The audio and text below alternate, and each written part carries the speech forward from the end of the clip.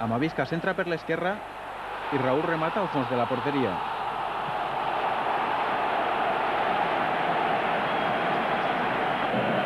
Mal començaven les coses per a l'equip valencianista. No obstant, al minut 27, Fernando serveix magistralment per a Salenko, que creua davant l'eixida de Bullo.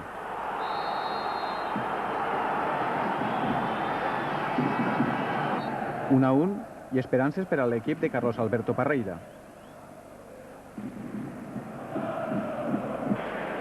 En temps de prolongació de la primera part s'ha produït l'expulsió d'Alcorta, que ha vist la segona targeta groga per una forta entrada sobre Mijatovic.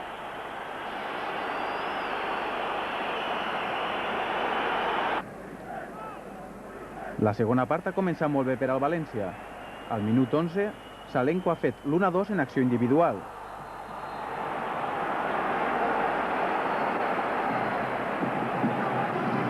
L'alegria a la banqueta valencianista i el gest eloqüent de Jorge Valdano. Res ha pogut fer Paco Bullo amb la canonada de Salenko.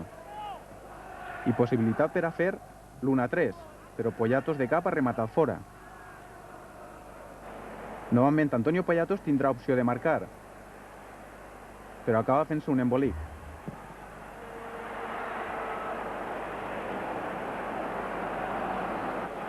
Al minut 22, Laudrup passa en profunditat cap a Amavisca, que xuta i para Zubi. I paren atenció a aquesta jugada, perquè s'ha assenyalat un fora de joc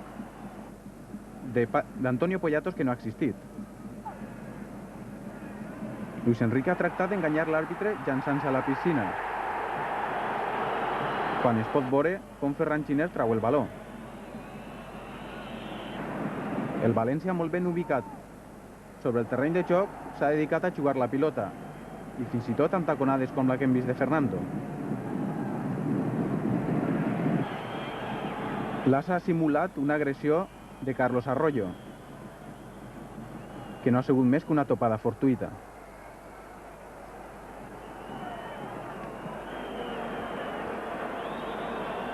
Al remat 1-2, eliminatòria encarrilada per a l'equip de Carlos Alberto Parreira.